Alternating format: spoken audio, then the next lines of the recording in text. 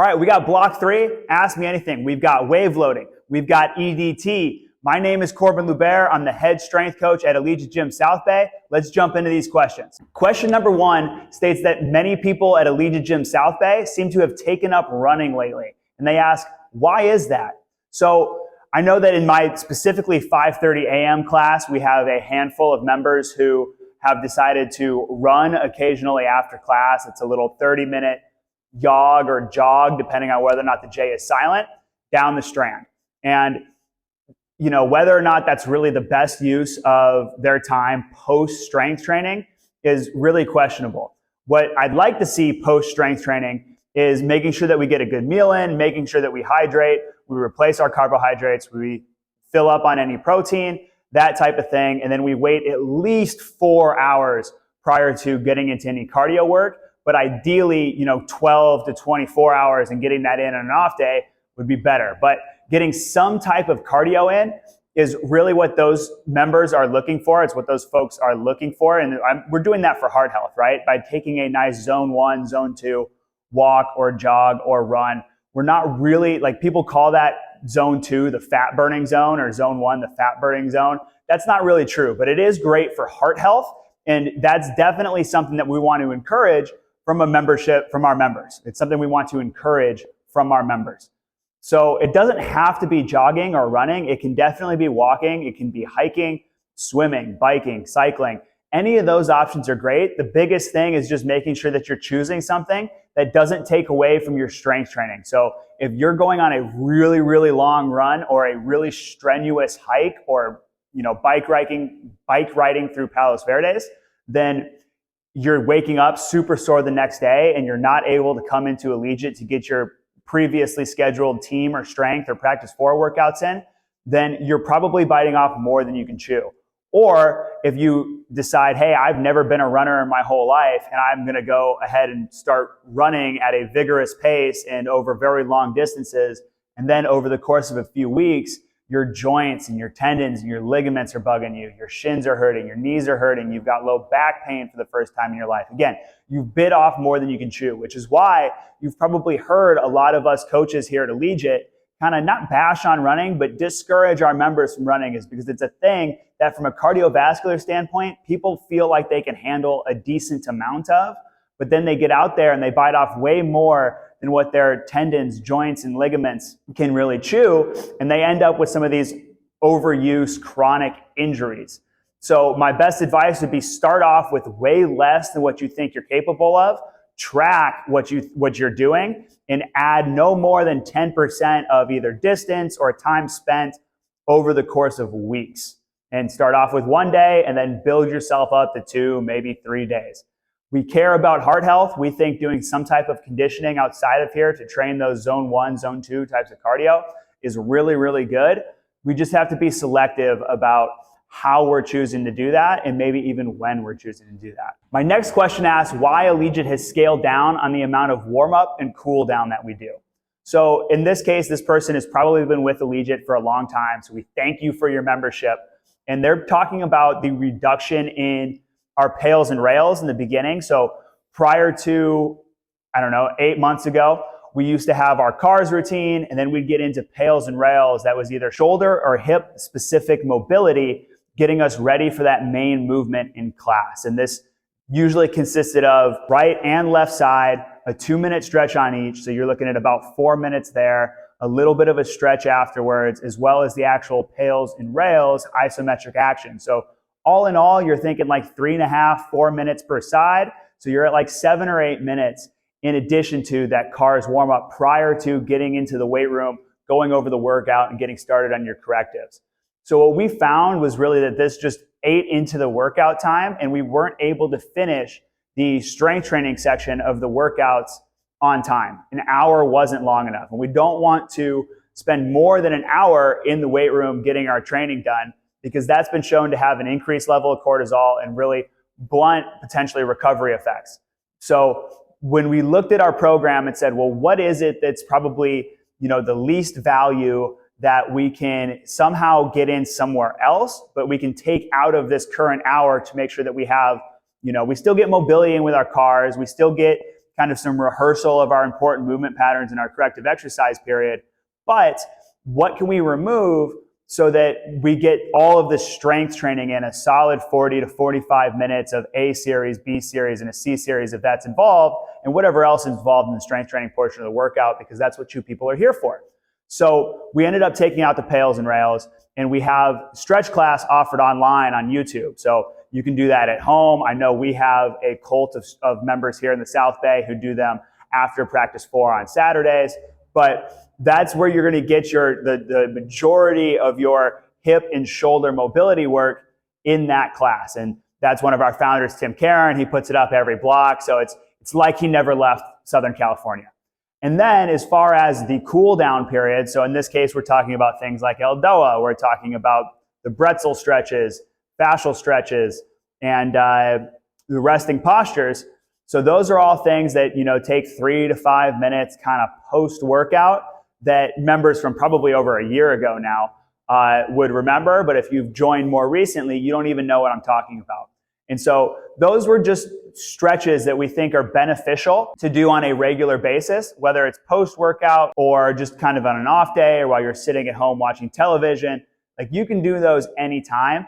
Outside of Eldoa was really the only one where we're looking to decompress the spine that we wanted to do specifically after a practice 1, where in our team class, we've probably added some axial load on either a front or a back squat. So we've compressed the spine, and then the goal of Eldoa is to decompress the spine. But that's really the only one that's on a specific day for a specific reason.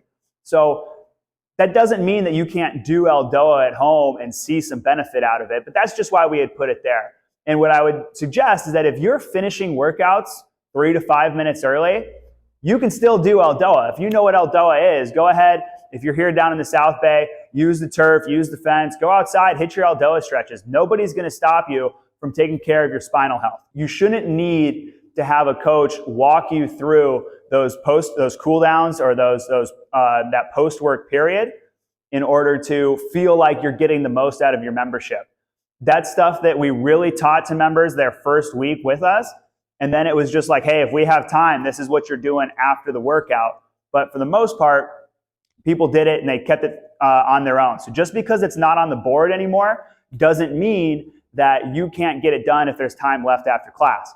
Now, if we've run over or we're running right up to the hour, you might have to do it at home so that you're not interrupting the next group that's coming in behind you, because we want to be respectful of their session as well. My third question of this AMA asks about what happened to the last Ask Me Anything. So sometimes here at Allegiate, we like to, just quietly not do something that we've been doing for a while and see if anybody notices. It's a really good way for us to see if people are paying attention, see if we're providing value to you guys as members. If something like the Ask Me Anything disappears and nobody says anything about it, it probably wasn't very good. In the case of the Ask Me Anything, we did get questions about where the Ask Me Anything had gone, similar to this question here. So we've brought it back. I hope you guys continue to enjoy. Does Allegiate offer membership pauses based on medical reasons, such as breaking a leg or going through a pregnancy? The answer to that question is yes, we do pause memberships. It's a $10 monthly fee to lock in your current membership rate.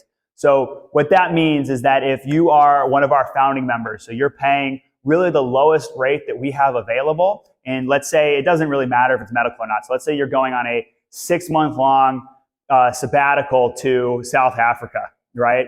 Then you could pause your membership for those 6 months. And when you come back, you could reactivate it and have that same founding member rate that you had initially. Whereas if you canceled your membership, when you came back, you'd have to join at whatever membership rate that we're currently offering at that time. And our membership rates, they only go one direction, and that's up and to the right.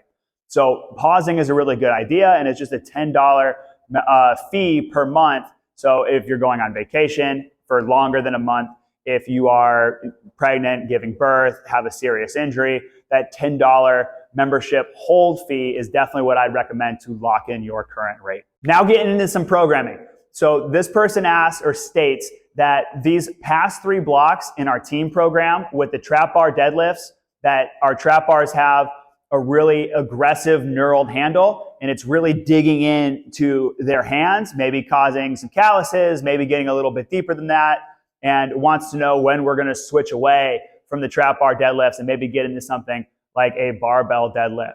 So yeah, 3 blocks. We don't typically use a A1 pattern.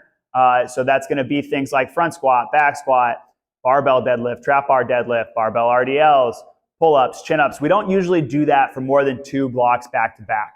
So what we did here is we kind of had the last block of 2023 being a trap bar deadlift, and we decided that we wanted to shift our exercise rotations and make sure we do split squats on practice 1 on the same block that we have barbell deadlift.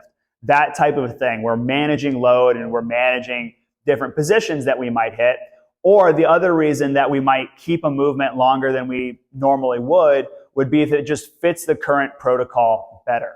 So I don't remember exactly why we decided to continue with the trap bar deadlift as the main movement in practice 3 for team for 3 blocks in a row, but it will be changing next block to some other hinging pattern. So we're still going to think hips back, back flat, try to push that car door closed like your hands are full, but it will be with a different implement and it might not be pulling from the floor. So it might be more of a top-down pattern like an RDL. But we do take into consideration things like rotating our exercises, more so to get benefit out of a different exercise, give the body a different stimulus to adapt to, as well as a little bit more, frequent rotation. If we just trap bar deadlift or barbell back squat over and over and over again for infinity, that's probably going to lead to some overuse, some chronic injuries down the line that we want to avoid and that we can't avoid by having exercises that rotate.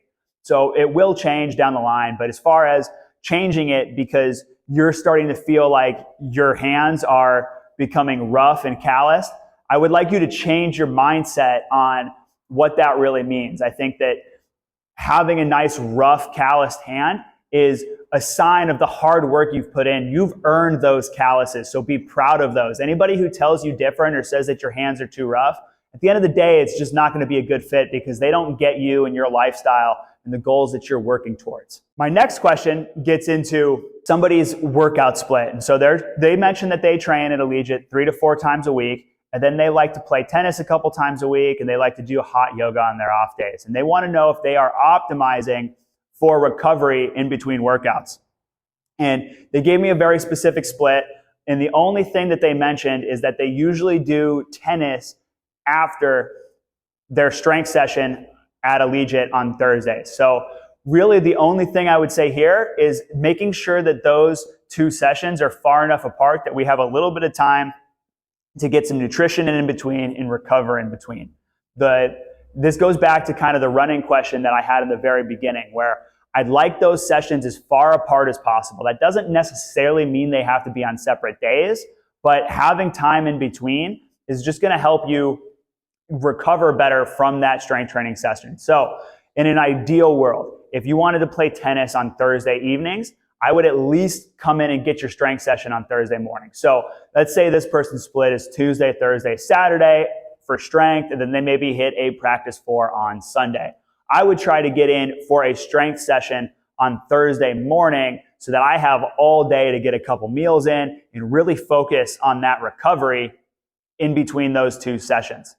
Now, does it have to be the AM session? No, you can come in at the middle of the day. We have a 1 o'clock strength session on those Thursdays as well. That would be pretty good if you did that too. This person talks about doing hot yoga on the off days, and then while that gets her heart rate up, I don't feel like that is going to take away from her recovery for the strength sessions. And the best way to gauge that, similar to how I said with whatever cardio activity you choose, is are you too sore from it the next day to make it to class that you've already pre-planned? So if this person, again, is training Tuesday, Thursday, Saturday, Sunday, and on a Monday or a Wednesday, they hit their hot yoga session and they can't show up to that next session that they already had scheduled because they're too sore from hot yoga, or maybe they're too sore from their session previously. So again, if it was Tuesday, they did hot yoga on Wednesday, they were sore from their Tuesday workout, and then Thursday, they're still sore from that Tuesday workout, then maybe that hot yoga prevented them from fully recovering, and then maybe it wasn't a good idea.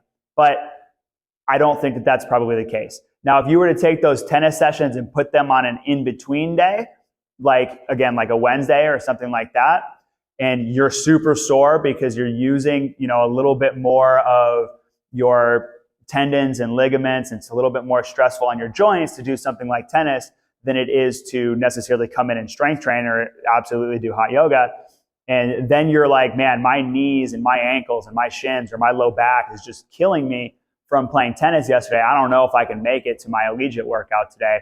Then that's probably not such a good idea. And you probably need to look at the frequency or the volume that you're playing tennis at, or the level of intensity and the competitiveness that you're playing tennis at. Next, we have a nutrition question. And I've got a couple of these. So the first one is, what proportion of fats, carbs, and proteins do we recommend here at Allegiate? And this is, so if you look at an app like MyFitnessPal and you have the opportunity to plug in a macronutrient split, and that's what those are: fats, carbs, proteins. Those are macronutrients. And so you can go in and you say, okay, I want to get 33% of my daily calories from each one of those, and that'll total 100% of your daily calories. But that's not necessarily how I would recommend doing it. It's a simple way to do it, but what we want is 1 gram per pound of body weight protein. So for me, I'm weighing in at right about 190 pounds right now. That means my goal is to get 190 grams of protein in per day. And that's what I want to start with. It doesn't matter if I want to maintain my weight, lose my weight, or gain some weight. 190 grams of protein is a good starting spot. So let's say that from there, right, I can say 190 grams of protein, multiply that by 4, and that's going to get me the calories that I have there. And then I take, or the calories that I'm getting from those 190 grams of protein. And I'm going to see what percentage of my overall calories for the day that takes up. And that's the percentage for the protein that I want to plug into an app like MyFitnessPal. And then I'll have a certain, number of calories or a certain percentage of calories left over to split between carbs and fats. And this is where we are going to think about our goals, right? So gain weight or lose weight. If I want to gain weight, I'm going to eat more carbs and less fat. I want to structure those carbs around my workouts. So think 60 to 75% of those remaining calories after we've already subtracted out the protein, those are going to come from carbohydrates, and 30 to 25% from fats. And you can kind of play with this as a sliding scale depending on the type of diet you like to eat. If you like a little bit of fattier cuts of meat, that type of thing, you might start off with a little bit higher fats and a little bit lower carbs, even though we're looking to gain weight. If you already love carbs and you can ditch the fattier cuts of meat or the fish or whatever, then you might be able to jump right into getting the 75% of your remaining calories from carbs and 25% of your remaining calories from fat. Now, if we want to lose weight, we're just going to invert those two. So I want to get more of those remaining calories from fats. Again, think 3/4 to 2/3, so 75, 60% of those calories from fats, and then the remaining from carbs. And we're going to, again, still focus those carbs around your workout times. We're just inverting those two. Once again, it's a sliding scale that you can adjust for kind of your preference of how you like to eat. Hopefully you guys had a pen and paper for that and wrote all that down so that you can go back and do the math on it later on. My second nutrition question asks about protein in general. And so they say outside of meat, really animal-based protein, they're having trouble getting any protein throughout the day. And there's not really a question with this Ask Me Anything question. It's more of a statement about just lacking outside animal-based protein, or lacking protein outside of animal-based protein.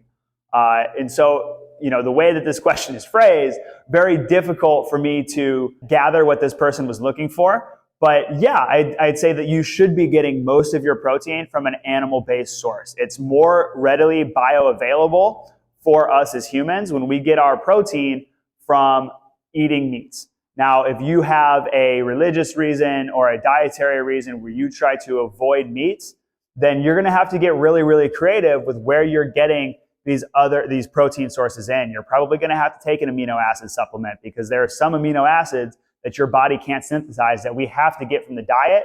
And the best place to get those is through eating animal-based products. So if you're not eating those, you're going to have to supplement. If you're a woman, you're going to have to supplement with iron because the best place to get that is red meat. And if you're not eating that, you have to get it through probably a supplement because you're just not going to get it with a vegan-based or whatever other style of eating that you're doing.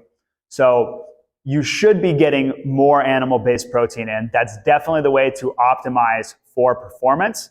And the things we want to think about is having animal-based protein at every single meal. So if I'm thinking about breakfast, stuff like eggs, if we can throw a little bit of like ground bison or ground beef into those eggs, or if you're really looking to fly off the wall with it, throw some like breakfast steak or something like that in there. And then same thing at lunch. If you're having a salad, have some chicken with it. And then at dinner, you can have, just depending on how you like to eat, again, meat, vegetable, whole grain, really good way to make sure that you've got everything on your plate to help you recover and optimize your workouts here at Allegiate. And my last question for this block's Ask Me Anything. This person asked how easy week 1 should be, and is it more important to judge intensity based off of bar speed or reps in reserve? And then they ask so let's take these one at a time. So how easy should week 1 be? So in Bridge, when you click submit workout, it gives you the little sliding scale, 1 through 10, how hard was today's session? We say a week 1 should be a 2 or a 3. So that'd be light or moderately light, so to speak. And we should be in a 2 or a 3 there. If it's much higher and you try to increase weights each week, then you're going to finish, up in the 8, 9s, and 10s, and that's not necessarily sustainable. Yes, we'll have some blocks where we finish week 3 or week 4 in the 8, 9, and 10 range, but it shouldn't be every single block after block. That should be reserved for, 2 or 3 blocks a year. So week 1, I want that rate of perceived exertion, RPE, at the end of the workout to be a 2 or a 3. Now, for the second part of this question, are we judging intensity based off of, or is it better to judge intensity or the weight we put on the bar off of bar speed or reps in reserve? That's a really interesting question, because in reality, your bar speed is going to dictate your reps in reserve and vice versa. So at some point when that bar speed slows down, and we like to use 0.3 meters per second, it's kind of our cutoff.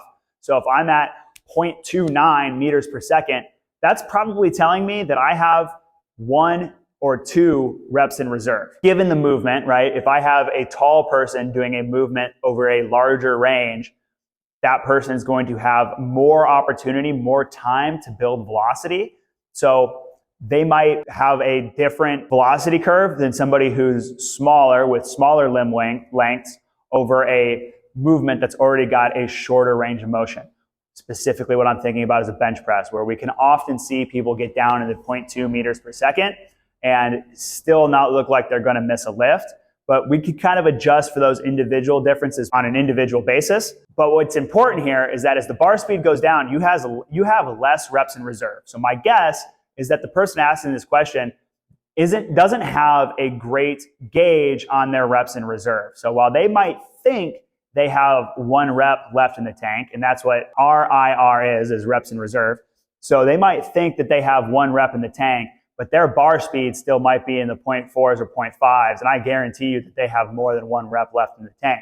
And that's what we actually see in a lot of our accumulation blocks, is people being, complaining about how hard the movement is or how hard the set was, but then when you look at their bar speed or their velocity, they're barely breaking down in the 0.5s, which is what we need to get to have any type of tissue, breakdown or look to gain any type of muscles. We got to be getting down on those last few reps of each set to somewhere between 0.3, 0.5 at minimum. If we're not getting down into that window, even though the set felt hard, there's some other limiting factors in there that can make that set hard, but you've got more than 1 rep left in the tank, and we need to readjust that scale. Similar to the RPE at the end of the workout, if you thought one protocol was really, really hard and you gave it a 9, but then you go through the next protocol and it's way harder and you give it a 9, well, you were just wrong before and we just reset your scale. So these scales kind of move all over the place. The nice thing about bar speed or reps in reserve is it auto-regulates for the day. So if you come in super fresh on Monday and you hit your squats and that bar is flying, but then you put your same weight on there, say on Saturday, for whatever reason, you came in and did team again on Saturday, and you were out Friday night and you partied and you didn't get enough sleep, and then you throw that same weight on the bar on Saturday and it feels like it's super slow and you're just trying to squat in a muddy pit, then that's auto-regulation and you'll have less reps in reserve there too. So either one works just fine, and they should play off of each other and vice versa. The next question asks about weight increases week over week and kind of what percentage we should be looking to go up week over week. And so if you guys look at bridge, if you guys were here for the block we did at the very beginning of 2024, we called it block 1. We started at the week of the holidays in 2023 and then ran for the first 3 weeks of 2024. We used that block as kind of a gauge for our current members and to pull some numbers from. So we had a bunch of open sets there. So hey, you're going to hit 100 kilos on this movement for as many reps as you can. And if you got 5 reps there, then we use those 5 reps at 100 kilos to estimate a 1 rep max for you. And then we pull based off of that exercise, and we can adjust it. So it's front squats in that block, it's back squats in this block. We can take back squats as a percentage of your front squat and then adjust the numbers and pull percentages from an estimated back squat max. Now, if you use those pre-programmed numbers in bridge and you're using GymAware and you're using reps in reserve, and they're either way too high or way too low, and you have to adjust or auto-regulate in order to get those numbers right, you can still kind of see like, okay, well, originally I was supposed to do this weight, but then I dropped it down by 20 kilos and did this weight. Now on week 2, it wants me to do this weight. Well, I got to drop that by 20 kilos too, because that's what I did last week. But the overall percentage increase is going to be pretty similar. And all of that information is stored in bridge for you. So we're trying our best to take a lot of this off of your plate. What I would recommend is kind of starting with those numbers that are in bridge, specifically on week 1. And if you have to adjust based off of reps in reserve, based off of GymAware, then those numbers are just a starting point to try and give you guys a gauge of where to start. But ultimately, you should be basing it off of feel. So GymAware and reps in reserve anyway, and just trying to increase a little bit each week. The relative intensity amount is 10%, but that's not necessarily the absolute intensity. So don't just take a 10% increase each week. But you should be able to, between bridge, between reps in reserve, between GymAware, kind of gauge how much you should increase each week. If you get into week 1 and you hit those pre-programmed weights, and again, GymAware is already at 0.3, you know you got to drop the weight down for week 2 because we can't just be at 0.3 meters per second for 4 weeks in a row. Our body's going to break down. We're not going to be motivated to train, and you're not going to show up on week 4. But if you're in like the 0.7s, you know you got a lot you can go up on week 2 in order to get down into that 0.3 to 0.5 meters per second. All right, everybody, that is it for block 3. Ask me anything. Thank you to everybody who submitted their questions, and we'll see you next time. Corbin out.